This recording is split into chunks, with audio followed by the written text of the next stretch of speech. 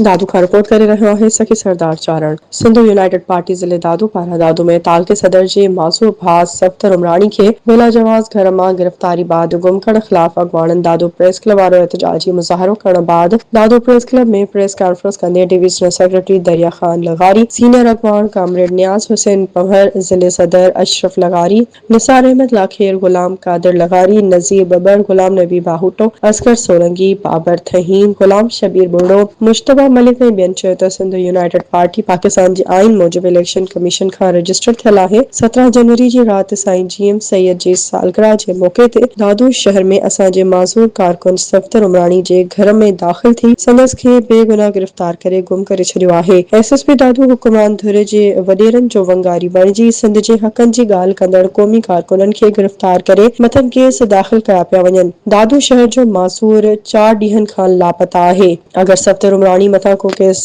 आहे त संदसि खे अदालत में पेश कयो वञे। बाक़ी हिक रजिस्टर तंज़ीम जे कारकुन खे गुम करण कहिड़े कानून में लिखियल आहे। मुसलसल दादू पुलिस अदालतुनि जे मथां हो कदम खणी इंसानी आज़ादी जी लताड़ करे पई। जोही दादू केन शाह मेहर एसपी जे ऑफिसुनि अॻवाननि ऐं कारकुननि जे घरनि ते चढ़ायूं करे हिरासमेंट फैलाई पई वञे। मुख़्तलिफ़ क़ौमी सियासी कारकुन ऐं अॻवाननि मथां सॼी सिंध में केस दाख़िल कया विया आहिनि। सिंध यूनाइटेड पार्टी जे कारकुन मथां दाख़िल थियल कूड़ा केस ख़त्म करे माज़ूर सफ्तर उमराणी खे फौरी तौर आज़ाद कयो वञे। ॿी सूरत में अदालत जो दर खड़कायो वेंदो ऐं सॼी सिंध में पुरअमन एहतजाज जो सॾु ॾियण सां गॾु दादू ज़िले में शटरबंद हड़ताल जो सॾु ॾिनो वेंदो।